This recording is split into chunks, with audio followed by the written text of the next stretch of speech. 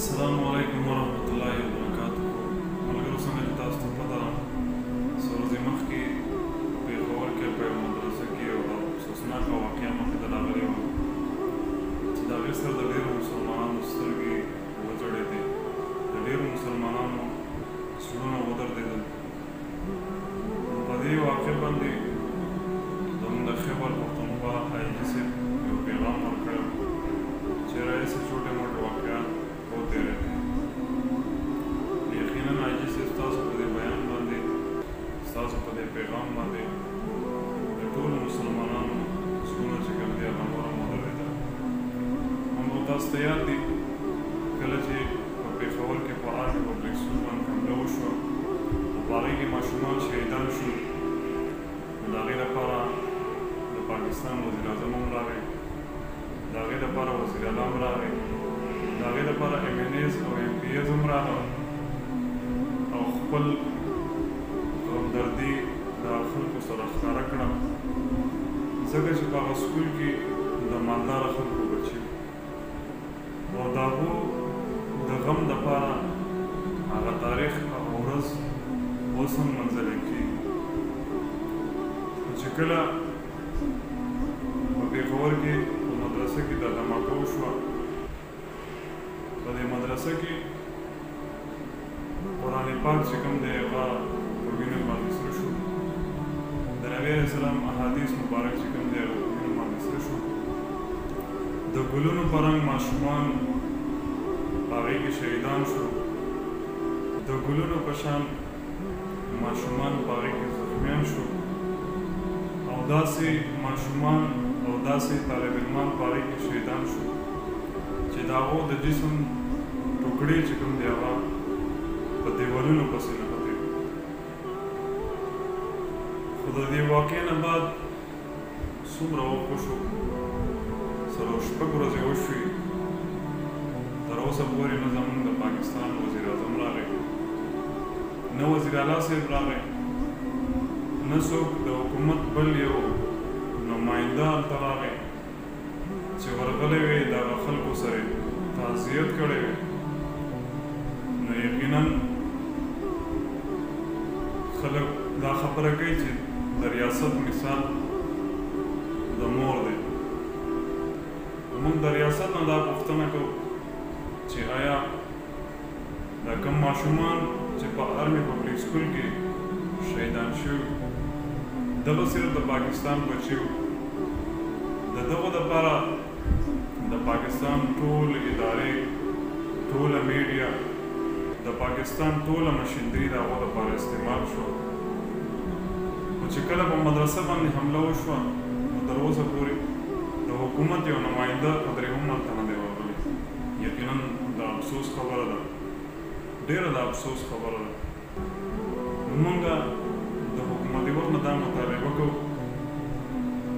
چې څومره هم علماء کرام تر اوسه پورې شهیدان شوي، د هغې یو چې کوم دی هم قاتل نه دی ګرفتار شوی. په پاکستان کې مختلف قسم جرمونه کېږي، د هغو مجرمان چې کوم دی ګرفتار کېږي، هغو ته سزا میلاویږي. په پاکستان کې څومره چې هم علماء کرام تر اوسه پورې شهیدان شوي دي، د اوسه پورې د یو هم قاتل چې کوم دی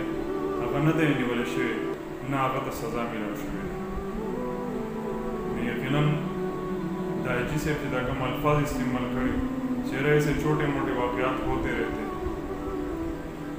یقینا آئی جی صاحب که چېرته ستاسو بچی په دې واقعه کې شهید شوی بیا هم تاسو قوم ته دا پیغام ورکړو، دا خبره به هم کوله، په دغه وخت کې به د نه چا بیا تپوس کړی و چې یاره ایسے چھوٹے موٹے واقعات ہوتے، چا به هم درته دا خبره نه وکړي.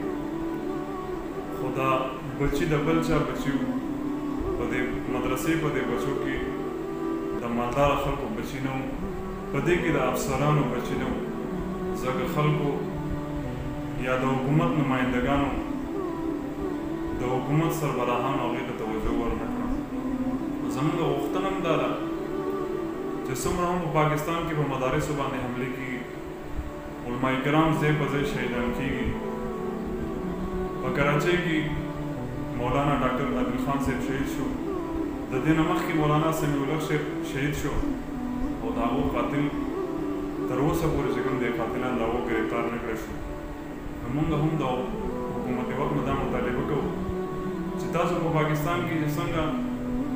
په سکول باندې حمله وشي یا په بلې ادارې باندې حمله وشي تاسو د هغې مذمت هم کوئ او کوشش هم دی چېرې د هغو په دې جرم کې چې کوم خلک ککړ دي چې هغو ته سزا میلاو شي. نو چې کوم خلک د مدرسې په دې واقعه کې ککړ دي زموږ ستاسو نه مرفوض او پرزور دا مطالبه کوو چې دغه خلکو ته تاسو زر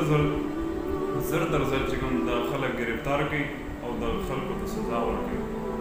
وایي صاحب ستاسو چې دا کوم الفاظ استعمال کړي دي د دې الفاظو په وجه د ټول مسلمانانو د ټول پاکستانیانو زړونه چې کوم دی هغه نور هم دردېدلي دي. کله چې دا واقع وشوه که تاسو چېرته ورغلي وای په دې مدرسې ته دا کوم استاد محترم شیخ الحدیث رحیم الله حقانی صاحب په مدرسه کې چې دا واقعه پېښه شوې وه که تاسو ورغلی وئ د هغه سره هم تعزیت کړی وئ او هغه ته هم دا یقین دهاني ورکړې وئ چېرې په دې واقع کې چې کوم خلک ملوث دي موږ به هغو ته سزا ورکړو. نو یقینا ستاسو نه به د خلکو یو ښه توقع وه خو د هغې باوجود تاسو وویل چې یاره